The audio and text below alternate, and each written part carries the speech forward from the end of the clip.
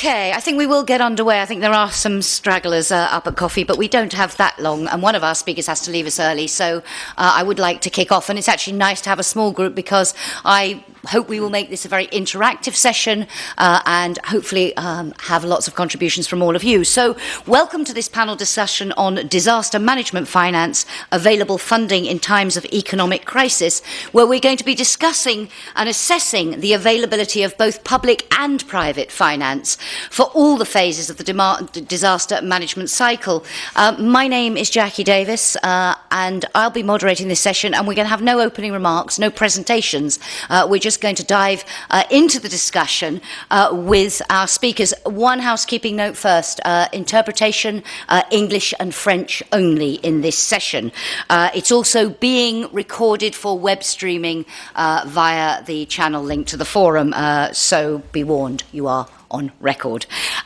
So what we want to talk about in this session is how do we meet the disaster management financing challenge? What is the scale of that challenge, most particularly at a time of austerity when so many countries face very severe budget cuts? What are the financial implications of moving to this fully integrated approach? The Commissioner was talking in the opening plenary about putting more of the emphasis on preparedness and prevention. How do we fund that? How do we make the case for doing that, which may be more difficult sometimes to make than the obvious need of response? And how do we make sure that we make best possible use of all the available sources, whether they be EU funds of various different kinds, national funding, regional funding, local funding? How do we join that all up? And absolutely crucially in all of this, what is the role of the private sector, with particular reference to a green paper on insurance that was published last month. So with us to discuss this, I'm delighted to welcome Raed Arafat, who is Secretary of State in the Ministry of Health in Romania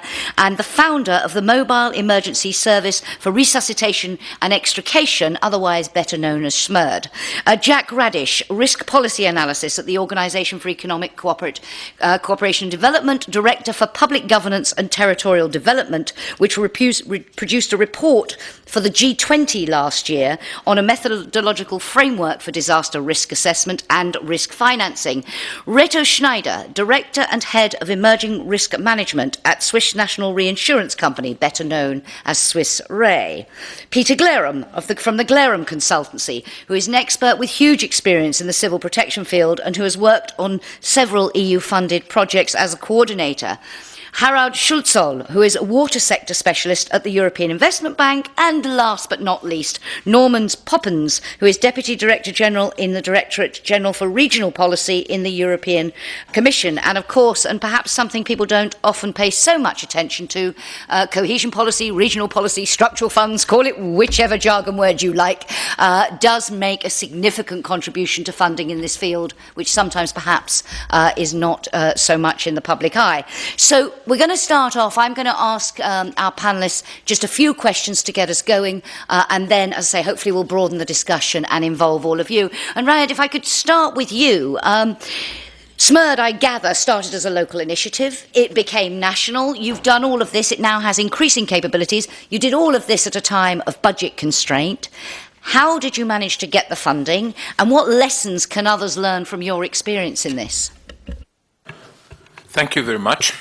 I think that if we talk only about this service, which is a fully integrated service between Ministry of Health, Ministry of Interior, and in a certain level with local authorities, we would be not talking about the whole image. We're talking in Romania that in the last period we developed a full integrated emergency response system involving the Ministry of Interior, Ministry of Health, and the local authorities, with a very well-defined legislation which explains each part of these partners. What do they fund and what do they invest in? Training, personnel, buying equipment, and all the issues that we want, and with a vision going for further on continuous equipping and continuous growing of the level of preparedness. We have two approaches, one for the daily emergencies, which I think that this is the basis for any system to be able to respond to a disaster. You cannot have a system where you fund it just to respond to disasters and you shut it in a closet and you say, now we don't have a disaster, the system is shut. you need your basic system to be developed in order to face a disaster. But within that system, you need also to develop a segment which is dedicated for disaster response with maybe special equipment, special training, and so on. For example, like in Romania, we have a major earthquake area. So what we do now is what we did. It was an initiative which started locally. It started reforming the whole emergency system in Romania, and we're talking here about fire, medical, emergency departments, and so on. And we changed the mechanism of funding. For example, the ambulance service was funded through insurance. Now we took it to the state budget because it was a vulnerability to have it funded through insurance. Insurance doesn't care about preparedness and so on. So we took it to the state funding. We have, for example, within the hospitals, the emergency departments which have been taken out from the insurance funding to the state budget, and we observed an immediate improvement in the level of equipment and running and so on.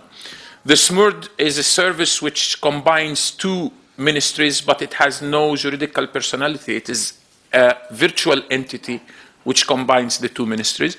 And we have a national multi-year endowment program for ambulances, for special vehicles, for disaster response, for mass casualty incidents, and so on, which we run it by the Ministry of Health, and we equip as well the fire services under the Ministry of Interior. Just ask you a question related to that, because interestingly, I mentioned they were talking about the role of the private sector as well, and the Commission now is looking at sector can do more. You've gone the other way. From the examples you gave were all taking it out of insurance and into state funding. Why did you do that? Well, there are two issues, and I think the involvement of the private, I will talk just 1 minute about it also because we had the whole story with this. I believe that the private sector has a role and a task in funding, but it is a complementary task. It is something supplementary. It is not to replace the task of the government to do it. If you give it to the public sector and you give more to the public sector, not only what is happening is that we are not searching only for the insurance. Like, for example, we have obligatory insurance for houses in floodable areas and so on. This exists as funding. But for the basic service, if we keep it with the insurance, what is happening is that the insurance never cared about preparedness to disasters and so on. They were caring only about what is happening for your daily work. And when you were talking about that you need extra teams to wait, you need extra teams to be prepared that are maybe not involved every day, the insurance said, no, I'm not going to fund this for you. The other issue which we faced in Romania, and I know that a lot of countries face, is the attempt of the private sector, and here I'm not talking about funding, the private sector to take the public funding and to run them themselves through commercial services for emergency care and so on. Contracting out. And here in Romania, the law was very clear. We had a big incident at the end of 2011 when there was an attempt to open it to a liberal market, and we fought against it. And the idea is that we accept the private sector as a complementary sector, but we are avoiding allowing the private sector to become a replacement sector for. Okay, want to come back on all of that in the discussion. But Jack, if I could turn to you now, and I mentioned the report that you did to the G20. Why did you decide to focus on this issue? And can you highlight briefly some of the key messages that you delivered through that? Oh, sorry, press it again. I pressed the button. Yes, well, first, this is an invitation from the G20 for the OECD to report to it. It's not so much the OECD decided to report on this topic. And I think that's an important distinction because it shows that the G20 finance ministers themselves consider this to be an important topic, disaster risk financing. And it should be encouraging, I think, for the entire civil protection community here today that disaster risk management, and specifically that aspect of it has the attention now of the G20. In terms of what we did was to provide a framework for reflection of ministries of finance and whole of government overall for strategies in financing disaster risk. And you can't do that without having some guidance on risk assessment. So there are two pillars to this framework. One is risk assessment and one is risk financing. Now, there are many strategies and sources of financing for disaster risk, and some serve different purposes or have different, I should say, objectives. We can classify them as ex ante or ex post, but very different, and it would depend on the situation, the fiscal situation of a government, of a country, and its exposure to risks. What would be the optimal mix of instruments? So you can consider disaster funds, or if something happens, a reallocation of budgets to meet the costs. You could even think about, well, of course, we talked about insurance or reinsurance, cat bonds, but remittances for some countries are a main source of disaster financing. The question from a policy perspective is what's reliable, what can be distributed rapidly, and you have to consider the cost of capital. So these different instruments are stronger or weaker in these different respects. And the policy decision will come down to where, when a government wants to have say, with insurance, great reliability, but it comes at a cost. Remittances, well, you're going to have low costs, maybe administrative costs, but the reliability will be low. And in essence, it's a sort of toolbox where you can go and say, okay, we have this mix, what will work for us? Just one question linked to that point you made about the G20 finance ministers. And as you say, they asked for this report. They clearly thought it was important. Do you think the Commissioner said in the opening plenary, she underlined the importance now of more focus on prevention, preparedness, as well as on response? And in terms of making the argument for finding the money to do that, again, it is much easier in a time of austerity to focus money on the things that need fixing now. Harder sometimes to say, I mean, I think the figure she quoted was €1 invested in prevention is €7 saved in damage. But people say, yeah, but I haven't got that €1 now. Do you think the fact they asked you to do this report shows actually they do recognise that argument? So we don't need to keep making the basic argument anymore. Yes, thank you. I'm sad to say I don't have that feedback from the finance ministers that they recognize that argument. I say I'm sad because I wish it were entirely true in every case. The argument was that simple. I haven't seen the studies to back that up in all cases, that the return on investment is for that ratio. So I think it depends on where you're talking about, what hazard you're talking about, what the concentration of assets are. It's far too broad a statement to say the return on investment is going to be 7 to 1 every time you invest in prevention. We'll come back to that, I hope, in the discussion. But Reto, if I could turn to you now, and we've heard a lot already references there to insurance being used as a key tool for disaster management. How big a role do you think the insurance sector could play? Why at the moment, I think the penetration rates are fairly low, and a figure I saw in some slides, indeed, I think produced by Swiss Re, saying that only 30% of economic loss last year was actually covered by insurance. So what do you see as the potential for your sector to help meet the financing challenge, and what is holding it back right now? Jacki, thank you for this interesting question. And indeed, the average penetration is roughly 30%. This means if you have an economic loss of 100, only roughly 30 would be insured. And this leaves a lot of potential for growth as well. But as it was said before, there is no such thing as a free lunch. So you have to pay a premium to be able to get some indemnification in the aftermath of a disaster. I guess we have listened to our client base and we are in discussions, and we realize that in particular governments might be in need of contingent capital. So in the aftermath of big events you need money. And this was the trigger for us to get innovative and propose new products, different models compared to the old insurance model you might know, where you need a loss, then you present the bills and you receive some cash back. So we are proposing now more public-private partnerships we propose so-called parametric products, where you need independent measure stations that confirm whatever a barometric pressure in 5 independent stations of X, and this will trigger a lump sum that is paid to the government, to a fund or whatever. And I guess these are radically new concepts that would partially also solve the problem that money is not available when it's most needed.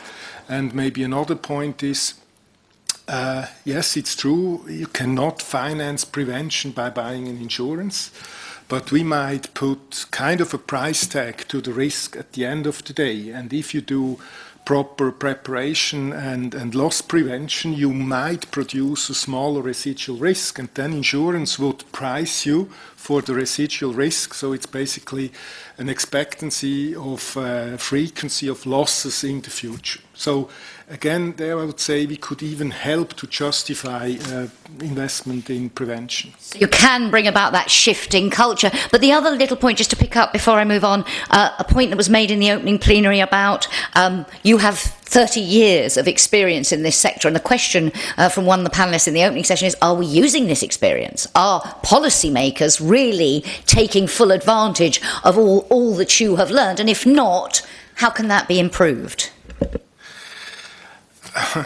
I guess humans, they have this optimistic bias, and sometimes our job is rather frustrating because we know what can go wrong. And I heard this morning that the tsunami had a size that was unthinkable. No, for us it was not unthinkable. We had similar figures at hand, and I guess people usually push away, ignore facts and figures, and there we could play a more, I would say, bold role in communicating that, and again, as a support for governments and politicians. Thank you. I'd like to come back. I mean, one of the key focuses of this forum throughout the 2 days is government, civil society working together better on these issues. So I would like to come back in the discussion to ways of improving that in future. But before we do, Peter, if I could turn to you, and you, as I mentioned, you've been involved in several EU-funded projects. You've also worked with research funding from the EU. What for you is the key added value of EU money in this respect? And given your experience in this area, we're in lessons learnt territory. In terms of the financing challenge, what do you think we can learn from your experience? I think the available EU funds have a lot of added value because it makes things easy to try new solutions, new possibilities. There are several funds, the Civil Protection Funds, but also Interreg funds, FP7 funds. And when you want to do something in your own organization at home, then it's mostly very difficult to get it funded. But when you look around, and that's, I think, not done enough by enough people, when you look around, there are all kinds of possibilities to fund what you need and what you want to do extra. And when you have some kind of funding, you can experiment, you can research, you can try new things. And then when you have tried those things, you can make a showcase, and with the showcase you can get the structural funding from in your own organization or in another manner. So to my opinion, they are great incentives to get a step further. One of the examples is, I think, a project I was involved in, the WaterSafe project, that we want to establish a flood rescue module. We didn't have it in the Netherlands in the way we wanted to have it. To get it financed was a bit difficult because our flood prevention is so good, so we don't need it every day. Others had the experience with it, so we found partners with the UK, with the Czech, and we were able to do a project to establish it. After that project now, it ended a year ago, we can make a structural module of it because we showed that it has added value. And some projects will not have that result, but it makes it easy to go a step further.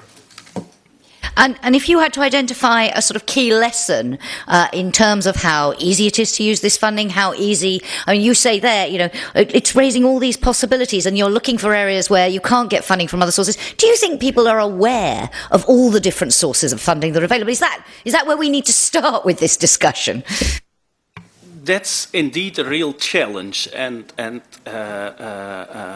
to be honest, I also see it in the own organizations where I work with, in my own country, but also in other countries. There are too much people who are, let's call it, afraid of using EU funding because you need to have all kind of administrative procedures, and applying for it is difficult, etc. So you need to have people who are experienced in finding where to apply for the funding, in helping you with it. So you need a bit of support when you have never done it, because it's different than what you do in your own organization. So, because I was very struck by, there was a report in 2010 from the Commission on innovative financing, and the thing it highlighted was the low take-up of what was already available in terms of prevention measures. So that is where we need to start, and I perhaps for discussion later, whether the Commission will tell you that in all sorts of areas, we're going to hear about regional funding in a couple of minutes, but in all sorts of areas they have simplified the rules, so you don't need to feel the fear, as it were. Question, have they gone far enough to make these funds really usable? But before we get there, you talked about different sources of funding. Harald, from a European Investment Bank perspective, what do you think, what do you look at when you are deciding in this area of disaster management? What sort of projects do you look at? What are the criteria? And if I could ask one question, a lot of your investments are quite long-term. You provide long-term predictability for big projects. In the climate area, for example, there are a lot of things we don't know, a lot of uncertainties about what we will need to do in terms of climate adaptation. How can you future-proof when you are deciding which projects to provide loans for? Well, thanks. You almost said everything I wanted to say. Now I've got to rethink. Sorry, well, I meant to put the provocation. I'm not answering the question because I don't know the answer, so I hope you do. Well, you said it. The European Investment Bank is a long-term financing institution. So we are interested in, well, addressing problems with a long perspective. We're providing loans up to 50 years if necessary.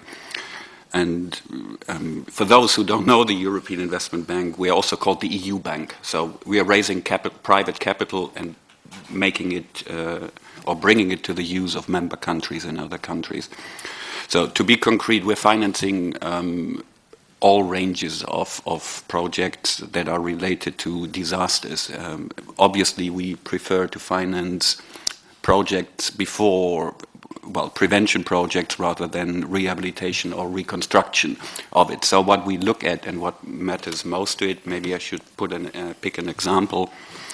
Within the EU, if it comes to floods, there is a directive by the EU that prescribes what member states have to do and which measures they have to take and how to plan projects. And obviously this is one of our major criteria. So we would like to have the problem properly analyzed before we start financing it, because we're locking in funds for a very long time, which leads over also to climate change. There's this term that's being often used, no regret investments. I prefer robust investments over that, because it suggests that before we always regretted what we finance, which we probably don't do. So when we look at climate change, you speak about uncertainty, and well, the problem with uncertainty is it is uncertain. So you look at where you would still finance something that ideally you would finance anyway and brings additional benefit to the measure. In the absence of long-term data, we ask our, what we call promoters or member countries, obviously, to look at what is most probable and what are their most probable scenarios they would like to address.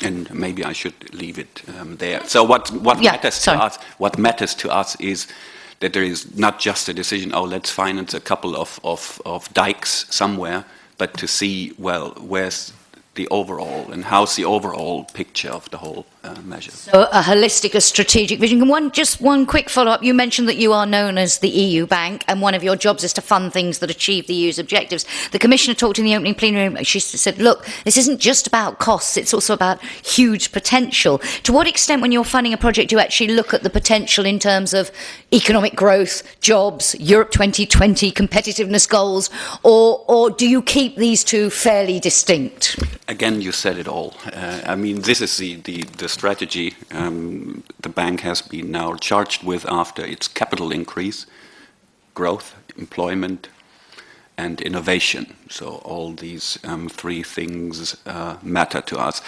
Well, some of these measures, they just don't fit so easily into it. I mean, building a dike doesn't create lots of work. It's machinery, but it protects probably very vulnerable or very important investments when you look at, well, how interlocked our supply chains are now. Okay, well, again, we can come back, because we go back to the, if ministers aren't getting it, as Jack said earlier, is part of the argument to highlight those economic opportunities when you're looking for the funding. But before we do that, Normunds, if I could come to you, and I know you're not with us for long, so please, it's delighted to have you with us. But I mentioned at the beginning, cohesion policy, just under 6 billion, I think, in this budgeting period for risk prevention. Could you give us a little glimpse into the future in terms of the new legislative package, where the focus will be, and what sort of, perhaps some examples as well of some of the projects? Harald there gave some examples of the sort of things the IB is funding, some of the projects that are funded through regional pot of monies. Well, thank you, Jackie. And I have to say that the name of our DG is now DG Regional and Urban Policy. So it was changed last year. I apologise, I forgot. And the new term for our funds is European Structural and Investment Funds. Actually, it refers to 5 funds, which is ERDF, Cohesion Fund, ESF, also Rural Development and Fisheries Fund. So we are trying to actually implement integrated approach in the next programming period, which will start next year in 2014. Few words about this period, because it's, it's the end of this period, basically the last year plus 2 years to finish project until 2015. And for us, of course, if you look at the programs in member states and regions, investment measures related to climate change adaptation is nothing new. We do finance that through our programs, and you are right in saying that currently, if you look at the available data, it's about 6.5 billion euros, which are currently being invested mostly into risk prevention measures in different regions and member states. So this is a significant support for investment in this field, and actually for many member states in the aftermath of the crisis, our funds are basically the only source of public investment. So the importance of these funds, of course, increase also for the next programming period, especially for convergence countries, of course. Now, investments from the programs go both at 2 types of investment that we fund. It's major and capital-intensive infrastructure, which includes, of course, different flood prevention, reservoirs, dikes, coastal rehabilitation, civil protection assets, as well as monitoring and measuring equipment.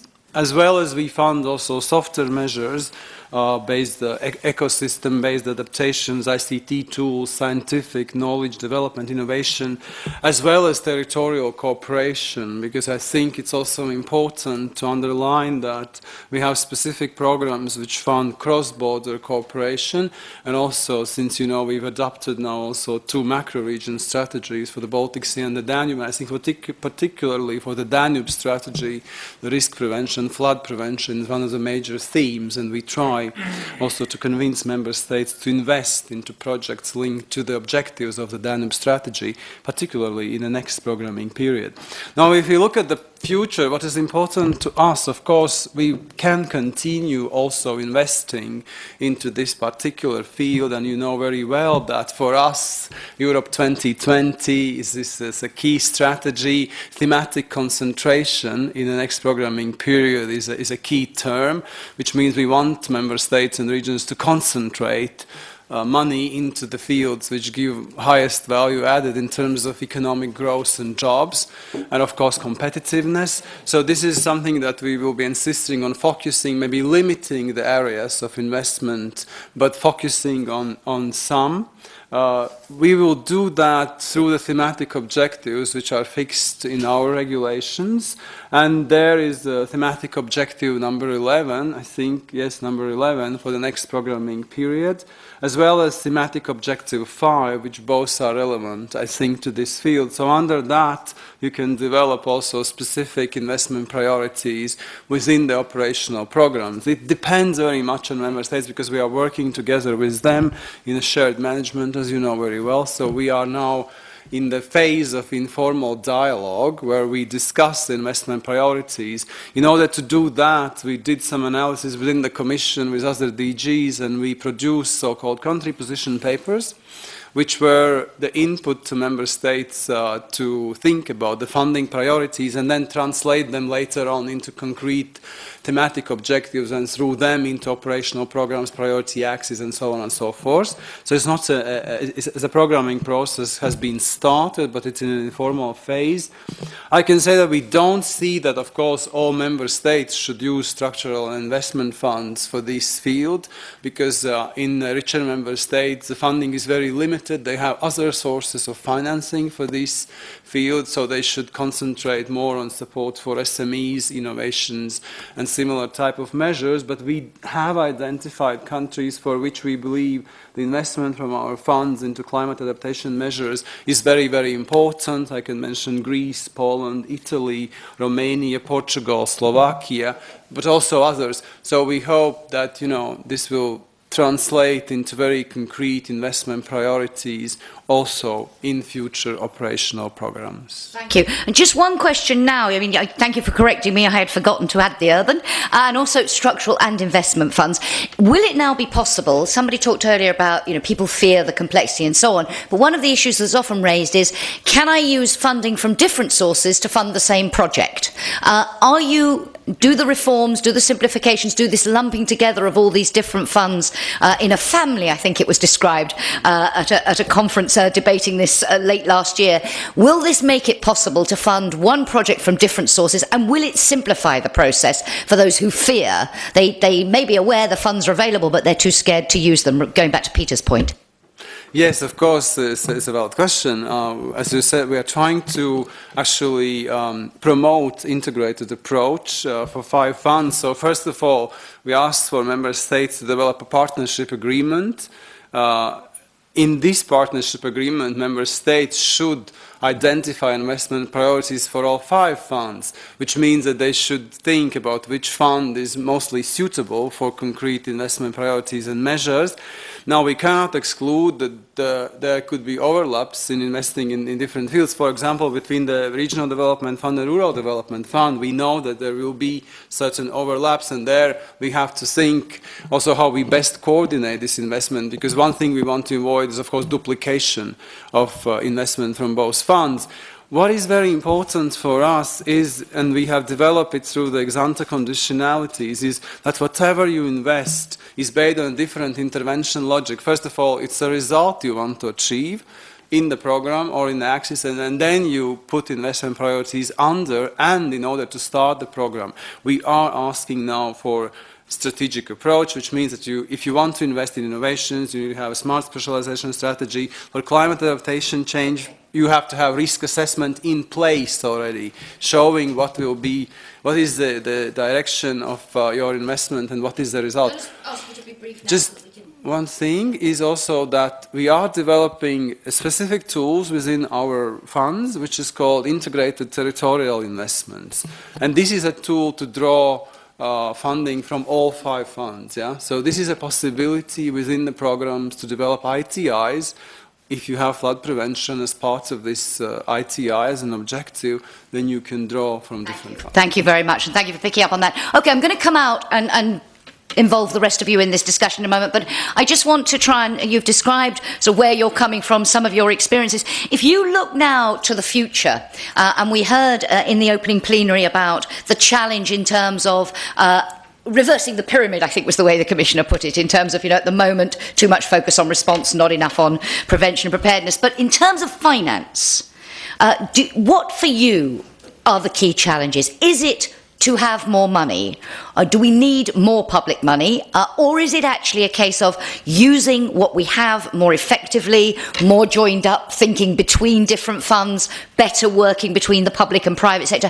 What would you identify as the key challenge that we need to address? If we were going to focus in the 45 minutes we have left of this discussion on solving one problem and coming up with a solution, what would the area be we should be looking at for challenges? Anybody have a thought on that? Jack, I see you smiling wryly. What do you see? Is the challenge the political one of making the case? Is the challenge innovative financing, developing new ways, working on this insurance question? What do you see as the key challenge? No, I think all those are all valid. But it seems to me, picking up on the risk assessment as a precondition for this financing, in terms of having an efficient use of the funds in place is key. Increasing the amounts, sure, of course, that always helps, but is that realistic? I won't answer that, but at least what we can do is make a better effort to use the funds that we currently have to get to a better result out of what we can invest.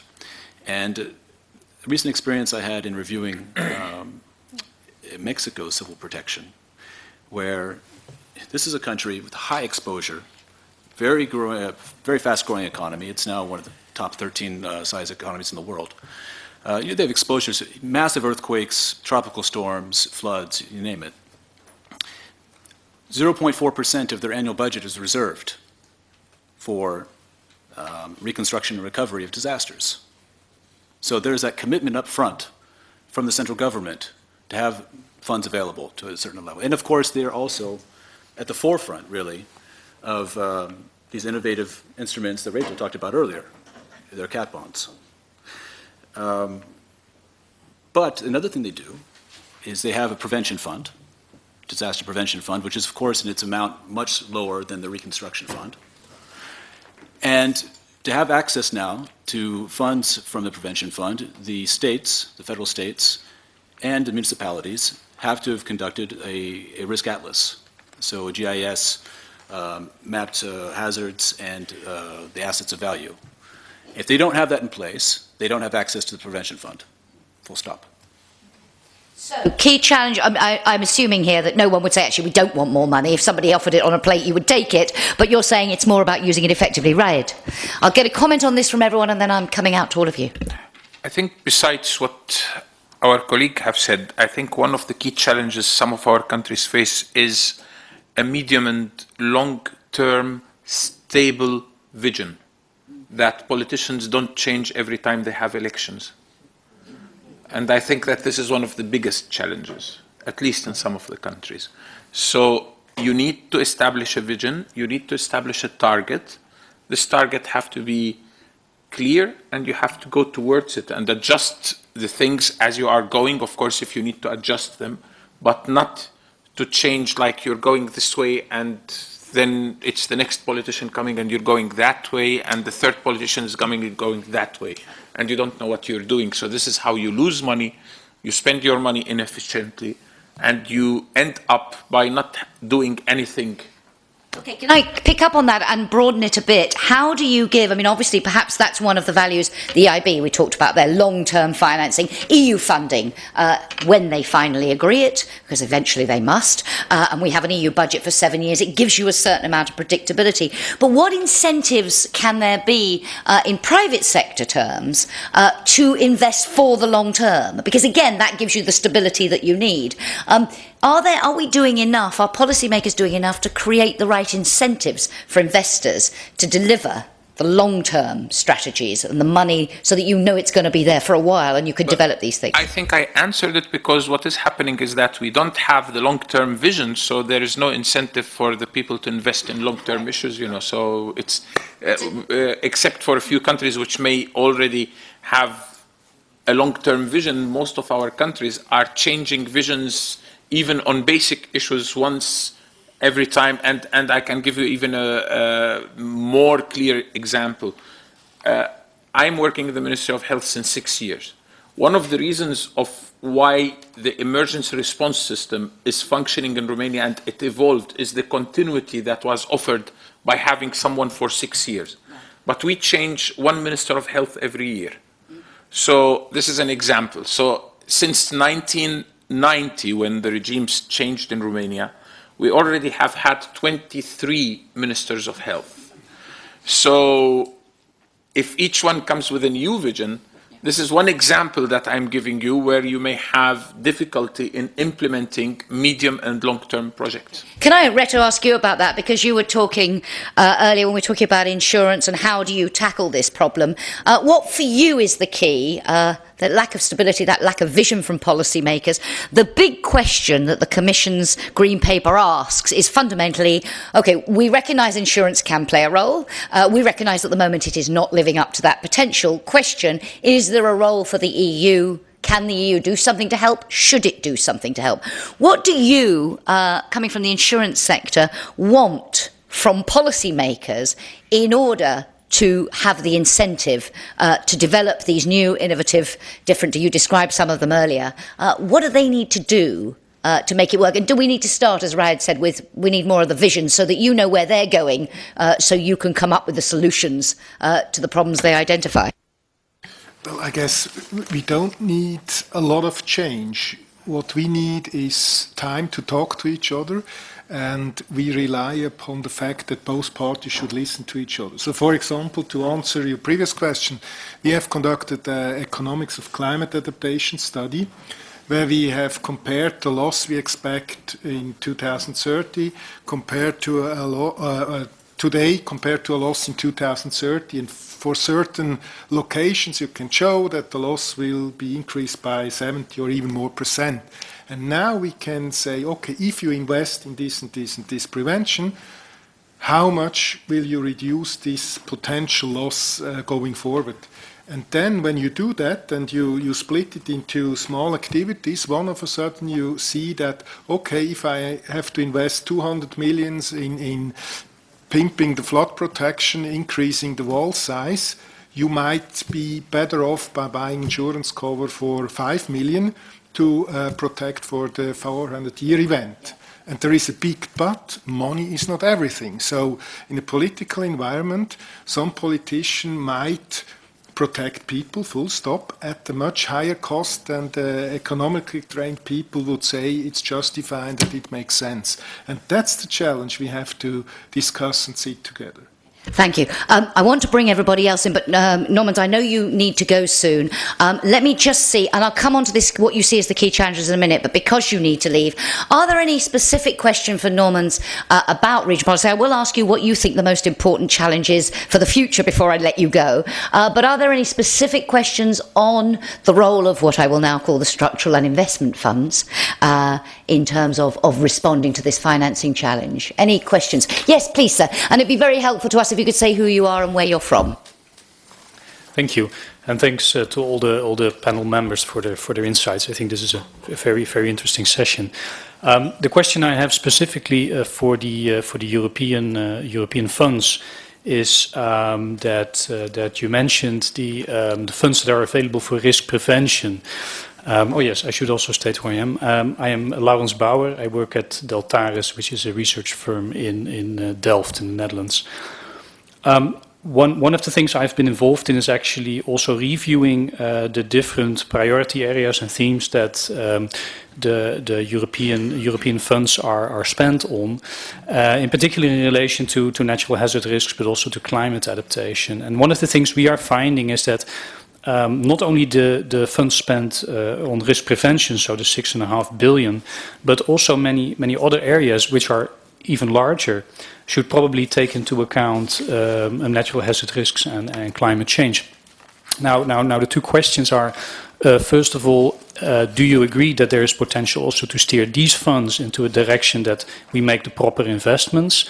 And then the second question is, do we have a sufficient basis, for instance, risk assessments, to actually make better decisions in these decisions? Okay, thank you very much. I'll just see if there's any more for Norman, specifically on the use of regional funding. Any? Yes, please, sir. I'm Claudiu Zoicaș, General Inspector for Emergency Situations, Romania. It sounds good, and it makes sense to say that first you have to finish the risk assessment to have the big picture, and then to start financing the preparedness measure and response measures. But we know that it takes time. It takes sometimes 1 or 2 years to do that. So one assessment is that we will be ready with the full picture by the end of 2015. In the meantime, we know we have some needs. We know we might have a big earthquake.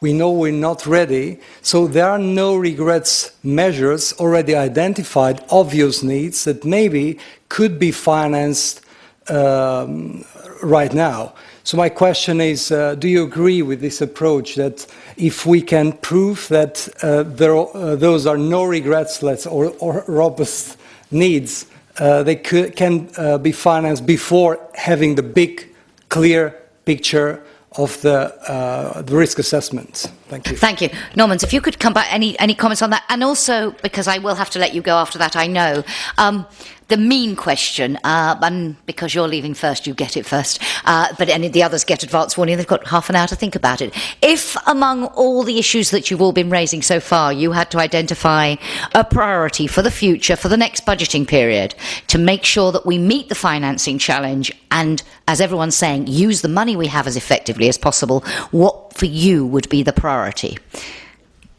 Thank you. I think your question is actually to link the previous two questions, because first of all, let me say that what we've seen in the current period and before is that you might have needs and you might actually invest into some measures which, address these needs. If you don't have a clear picture where you are going with that, you will fail. Because, this is the biggest problem with, I think, most of the investment from the funds, that the member states haven't taken it as seriously as they should, the whole strategic development part and results orientation. And this is a key, and for me, efficiency of funds is a key issue. It's not about getting more money, because there won't be more money. And it's not about investing in separate measures which might seem to be necessary if you don't know where you are going with your whole strategy. It's not just in risk prevention, in climate change adaptation. The health sector is a typical example where investment has been misused. You have hospitals which you cannot maintain. You have hospitals in 20 kilometers distance. This is something we have to really avoid in the next period, and this is why we will be quite insisting, and we will not finance programs if you don't have ex-ante conditionalities fulfilled. And I want to be clear on that. Now, the member states made a compromise. So you can have an action plan until 2016. It's a deal between the Parliament and the Council. It's not what we wanted, but we will live with that. But if it's not there in place, I'm sorry, but we will suspend the funding. It's just like that. Because the result orientation and impact on, the final economy and growth and jobs, and also on the changes in the field of climate change is very important. And if we can't demonstrate results from our policy field, I think we are very weak, because it's not easy to get funding for anything in these times. Now, I think the first question was particularly on risk assessments. I think we will have sufficient legal basis in the next programming period to get it done right. Particularly on the climate change, we have to see, because you are right, that there are many other investments which touch upon this field, particularly when I think about long-term urban agenda, which we are now trying also to develop with member states an investment into sustainable integrated urban, which is kind of a different horizontal theme. There you have a lot of investment which actually contribute to improving situation in the field of climate change. So you're right that we have to also always assess, you know, the impact on this. But of course, I have to also say that in the next programming period, the major accent will be on growth and jobs. Yeah, so this will be, I think, the major criteria, and the linkage of the funds within the whole, not just Europe 2020, but within the whole new cycle of economic governance, which is country-specific recommendations, staff working documents, and so on. So these very will be much, our guidelines. very much echoing what the Commissioner said earlier about don't see it just as a cost, see it as an opportunity. Normunds, I know you have to leave us. Thank you very much for being with us. A little round of applause for Normunds before he goes, please.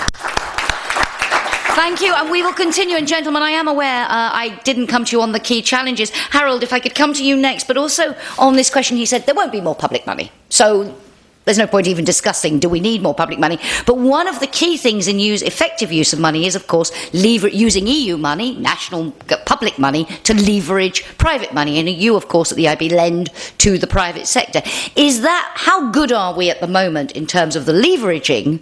And could we do more? And this goes back to my question about government, civil society working together.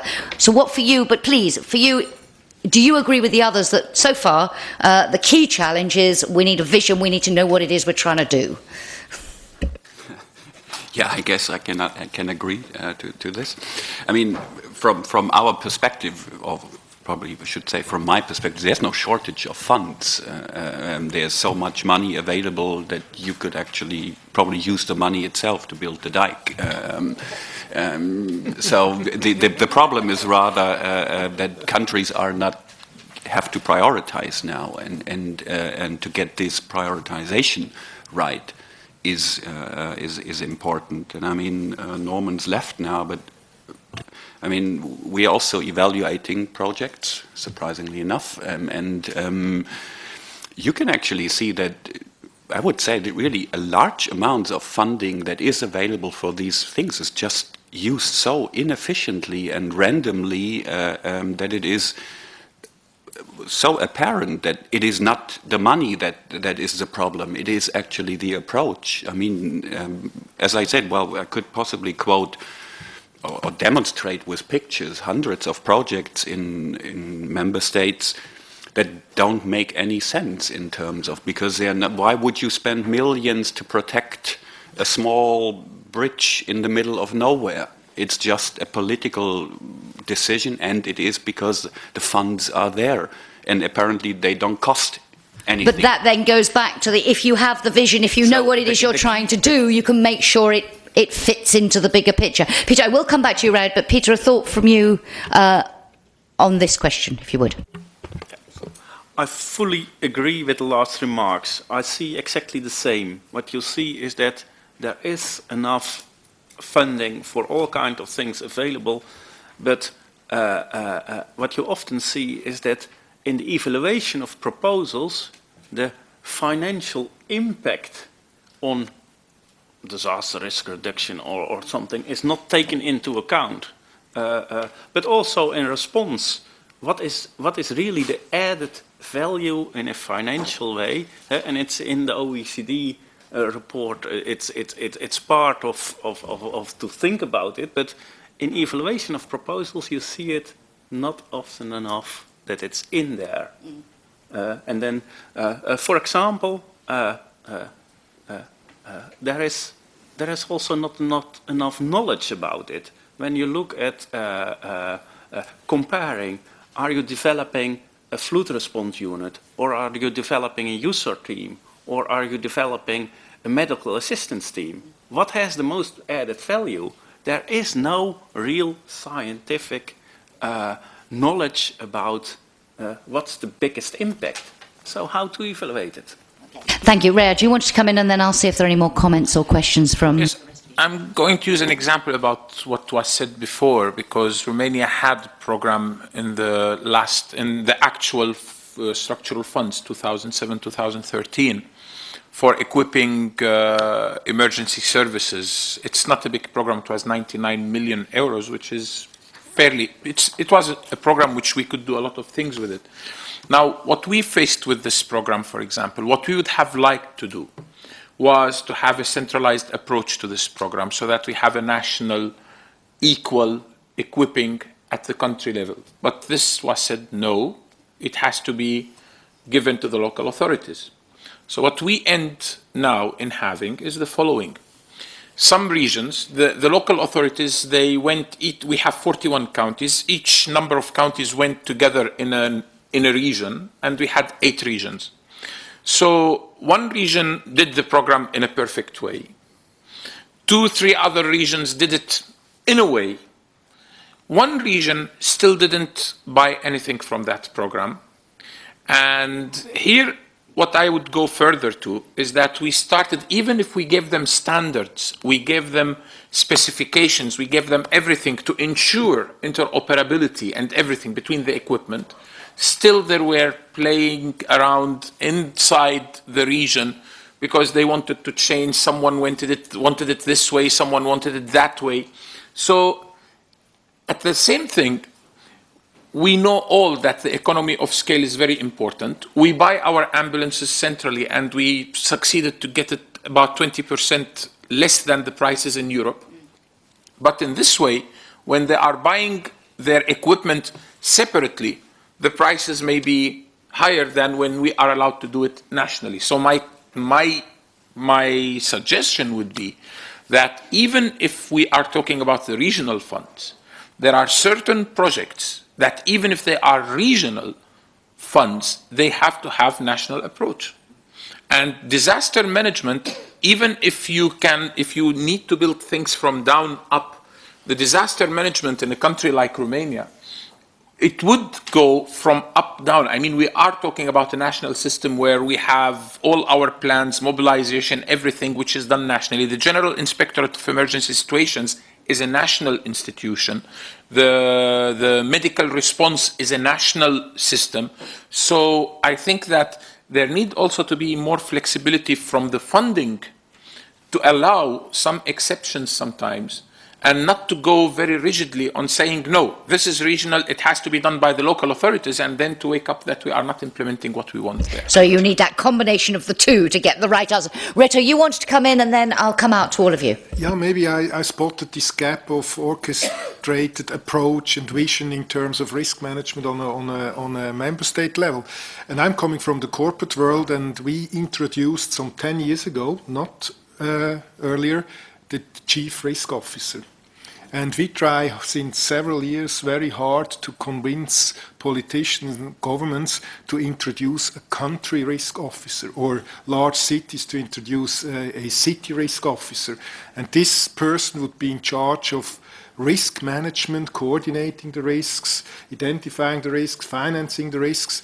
And you could even say they would have the responsibility of running the government like a profit center and taking care of the risks. And frankly, I don't have an explanation why it's not possible that member states or governments install such a country risk officer position.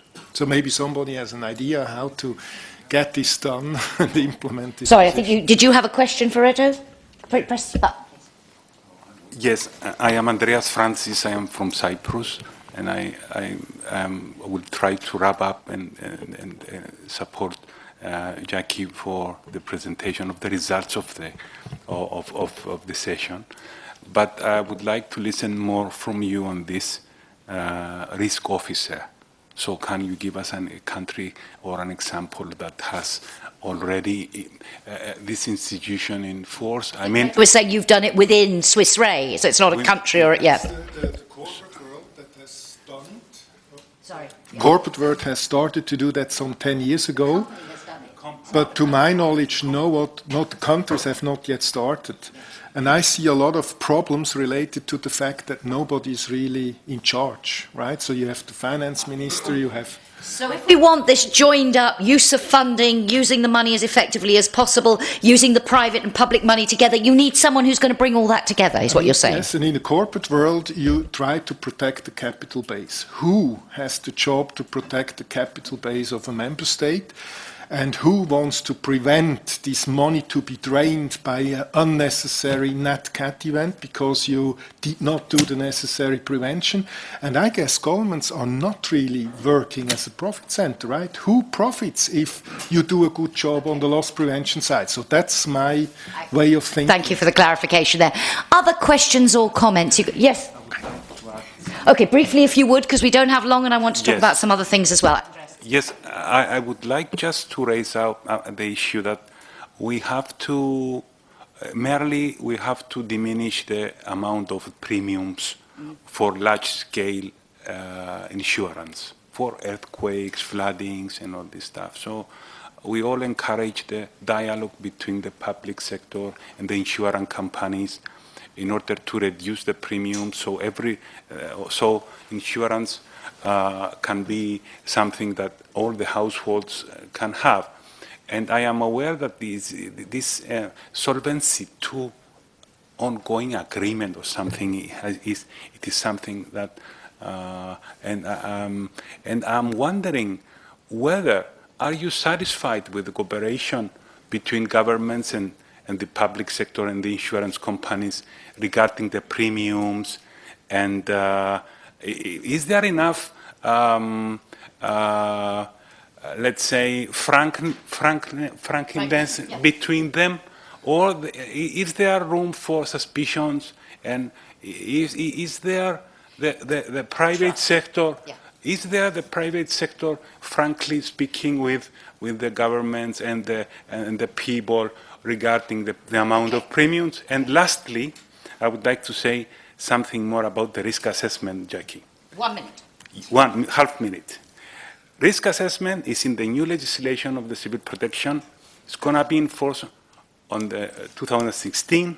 It's a big initiative, and we have to highlight this because we have to encourage countries, and the Commission has to encourage more the countries to conduct risk assessments, because by this way the premiums will be less and the funding will be more easy. And so just a few words. Absolutely. I'm not going to, Reto, I will get you to answer, but not yet, because I want to see, we don't have that much time. So, Lex, if there are, collect any other comment. It can be comments as well as questions. Andreas was a mixture of the two, so if anybody else wants to follow his lead. Anybody have a question or comment for our panel? Yes, please, sir. Yes, Rowan Douglas from Willis Group, which is a big insurance and reinsurance broker. So just an observation on the insurance side. The innovations that have transpired were on the back of some very substantial losses in the late 1980s and early 1990s that the industry suffered, which led to policyholders, customers, being very concerned, quite a few insolvencies, investors were concerned and regulators were concerned. And the upshot was sort of a revolution in risk modelling and a revolution in oversight and culture. And fundamentally, insurers in Europe and around the world, by convention and also supported by the sort of regulation that was just mentioned, really have to be solvent to the 1 in 200 year return period. So fundamentally, the insurance contract that we buy is designed to work at that sort of tolerance level. And hence, companies must have sufficient capital to withstand events, and natural catastrophes are a major driver of that. 15 or 20 years on, the industry has become far more resilient to natural catastrophes than it was 20 years ago. In 2011, we had a significant year of natural catastrophes. The market continued almost really without significant stress. And the excellent report that was produced by the OECD, by Jack, really sort of outlines the range of innovations that are now possible. And Reto was describing some of the new sorts of contracts. And indeed, in the last few months, we've seen a huge surge in capital coming to the market to support these new innovations. But to get to the key point, there is a key responsibility for insurance companies, the chief risk officer, the board, and a key value of resilience. The challenge we have more broadly is to make a very clear economic and cultural value to resilience, which will then support the right sort of investments and policies. And just to come back to the gentleman, I'm sorry, I forgot your name, from Cyprus, Andreas, the premiums that we pay through either private or public mechanisms, there's a very innovative insurance program with the World Bank in Romania for natural catastrophe risk. Fundamentally, they must respect the level of risk that is that exists. And we must be very careful about developing programs which are not reflective of the true level of risk now, let alone in the future.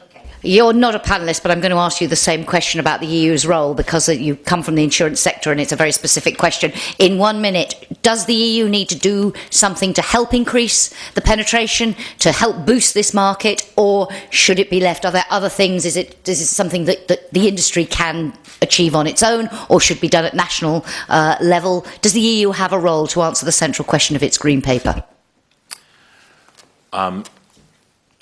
Insurance is undertaken within a legislative and sort of regulatory environment. And we've seen countries, and Mexico is a good example, where an environment has been created which has stimulated insurance through public and private mechanisms. I'm not at liberty to probably say what I think the Commission should or should not do, but I think successful insurance, however it's delivered, is ultimately through the right partnership between public and private authorities. Thank you. So we come back to that central question. I think the not at liberty, I shouldn't have told you it was web streamed, and then you might have revealed your innermost thoughts to us. Other questions, comments on this or any other financing related topic before I come back to our panel? Anybody want to raise any more other issues? Okay, let us come back, and again, we keep coming back to this same question of governments and the private sector, policymakers, private sector, working together effectively. I was struck, I mean, so many of you said this isn't really about the amount of money available, it's how you use it. But nevertheless, do you, therefore, those who have not... Peter, perhaps I could ask you on this question of innovative forms of finance. You're not saying we're not going to need them. We're not going to need the insurance sector to play a role. But you're saying we need to crack both sides of the nut at the same time. Is that right? What we need to do is to be more innovative in actions. And for example, what we now do is establish on a national level in many countries a disaster response organization. It's far more cost effective to do it together because you don't need many of the assets yourself so much. So there are innovative solutions possible. One of the nice examples is there were EU-financed forest fire planes. This was a mutual thing paid by European Union, could be used in all the countries. That's one very, very simple example. But another thing is that we should be more innovative, and it's not so much using the insurance, that is also getting people more resilient. So not only by having insurances, no, by trying to diminish the damage of a disaster. There are far more possibilities when you look into other countries that people are resilient and are able to keep the losses low. And is the key to that you're using these market-based incentives, you're using insurance premiums and so on to say to, right at the level of the individual, if you invest in prevention, in resilience, then your premiums will be lower, going back to Andreas's point? I think that would be a good way ahead. I don't know how it's in most EU countries. I know in the Netherlands there are not much incentives for individuals to do preventive actions related to your insurance. I know that for companies that is far better established, but that could be a good solution. Thank you. Jack, you wanted to come in here. Please, that's only going to work where insurance markets are in place. Yeah. And so you have to think even beyond in terms of your innovative approaches. Moving people out of floodplains is one, but that's going to be very expensive. If you have to compensate them all, and it's politically unpopular. Why not try to make the residences or the businesses in these high-risk areas more resilient, so they have less damage? Flood-proofing, there's simple measures you can take to lower damages. It's politically unpopular, it's costly to move people out. We're not going to rebuild Paris overnight or even in 2 years. It's a highly concentrated city, but there are measures you can take to reduce the damages. Reto, I think you call it parametric insurance, where it pays out automatically when you have a weather event, for example, and you get a lump sum. It doesn't matter what you don't have to go through the claims assessment. Is that right? Does that, though, we're talking here about using insurance to change the culture, if it pays out anyway, whether you're the guy in number 23 who invested in flood defences or the guy in number 25 who didn't at all, is that going to help change the culture? Is there a risk? I can see the upsides, but is there also a downside to this approach? Yes, of course, there is a challenge. We have to talk to tax authorities and to find ways to reserve capital that is treated in a similar fashion as capital used for traditional insurance products. And that's the help we need from the government side. But I would say that's contingent capital that it's not like a bank loan which you have to pay back. You get the money and you can keep it and you have paid a premium for that, but it's the cheapest way to get contingent capital by far. And I'm not saying that insurance provides the solution for everything, but it's a little piece in a big jigsaw of challenges, and it's a real relief for governments, and we haven't really used this opportunity. And as a big reinsurance company, we have access to capital markets. We could also raise money which governments might not have access to. So I would say let's start exploring the opportunities. Harald, a thought on this from you in terms of the role of the insurance sector and whether we are realising that potential. Reto saying, no, we could do a lot more, but you need to help us. This just sounds like paradise, isn't it? what you just said. Is that the free lunch you mentioned? No, because we are supposed to earn a little bit of margin as well. So that's what my colleague said. It must make economically sense. And we are not here to subsidize the prevention activities of governments, right? We are here to pay losses, and I said it before, to provide contingent capital in case where you need it. And you might be in a position that you need to spend 50, 100 or 200 millions immediately, and we are prepared to pay that in very short period of time. And again, the question is, who is the beneficiary of this lump sum? And I guess there we need to talk. Will that money go into a fund? Where can profit of that? How is it distributed later on? And these are the things we have to set up and discuss. Andreas is going to have a completely impossible task to try and sum all of this up. So I'm going to try and help you, Andreas, by getting them to do the job. And what I want to ask you is, I think it was Harald who said earlier, we've got to get the prioritization right. Prioritize. If you don't prioritize, if you don't select your priorities, we heard about the vision, everything must fit in. So let's get the prioritization right here. And for each of you, I'm going to ask, if you had to identify, of all the things we've been discussing that need to be done in terms of public funding, private funding, so this can be a recommendation, a priority for action for policymakers, or it can be for the private sector, or I'll allow you one of each, but you have 1 minute each. One priority, and I'm going to do this in reverse order to the way I asked the first question. So Harald, you get to go first, and we'll work back to Raed. One priority to meet the financing challenge we've talked about, and above all to make this effective of use of money that you've been talking about. Yeah, again, I mean, I look at it from a, European perspective, because I work for a European institution. I think what mattered most to us is that there is some equalizing or balancing of the level of risk assessment amongst member states. And I'd like to illustrate that.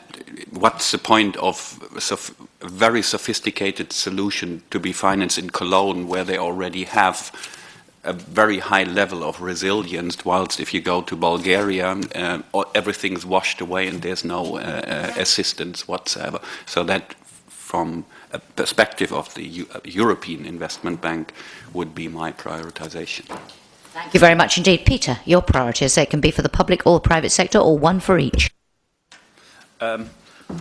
Keeping in mind that there is already done a lot on risk assessment and that it will establish, I would like to prioritize the impact knowledge.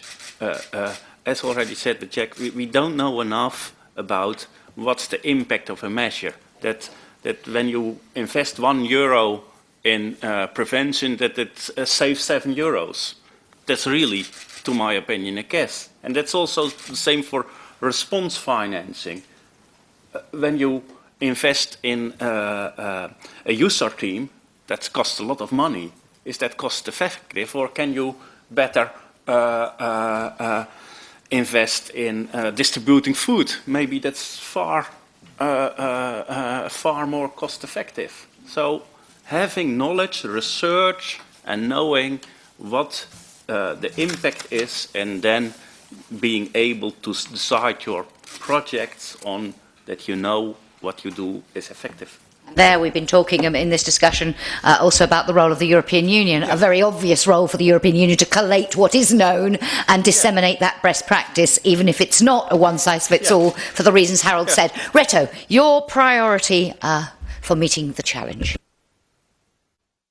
It's pretty close to what Peter just said. I would say my wish would that government do a planning of how they want to assess the risk and map the risk and display the risks, then maybe take a decision who is responsible to manage those risks. Are they doing it alone, or are they doing it in cooperation with other states? Maybe last but not least, from where will they get the money to finance everything? Will it be tax money? Will it be private money or insurance losses paid? I would wish more clarity on that, and we are there to help and support. Thank you very much. Jack, your priority. At the risk of sounding like a broken record, this risk assessment is, I think, key to getting prioritization right. You can't prioritize correctly unless you know what the relative risks are. And if I could add one bit, picking up on what Peter said, let's try to make the information open. Let's get some standardization of data and share it. Okay, thank you very much. And Raed, your priority. Yeah, I think that I'm going to take it from what Peter talked, is, for example, investing in USR or in food. And I would say that, yes, maybe somebody will come and say it's not cost effective to invest in USR. But this would be until the moment when the one that you have to search for is one of your next of kin or yourself.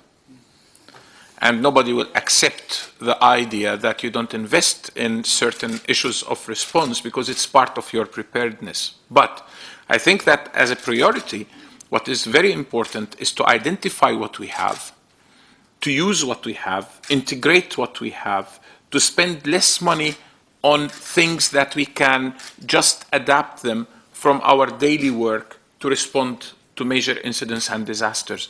And I think this again comes with creating a vision and a system that is functional and that you can work on developing it. So I think that the integration of existing resources and the integration of existing possibilities is one of the priorities we must have. Identify the possibilities and integrate them and make them work together in case of a disaster. Okay, thank you very much. Andreas, have they done the job for you? Going to make it easier to sum it up tomorrow? Yes, of course. I think we have a lot of views from different disciplines, and all the people have vision about the future, and we have heard some new things on the table, like this parametric. I never heard about this, but it's very interesting to elaborate on this and to innovate in the industry of insurance.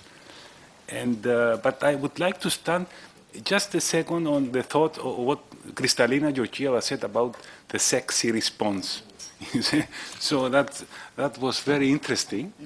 Listening that response is sexy, yeah. So how, and the challenge is how to make preparedness and prevention more sexy to the politicians mostly.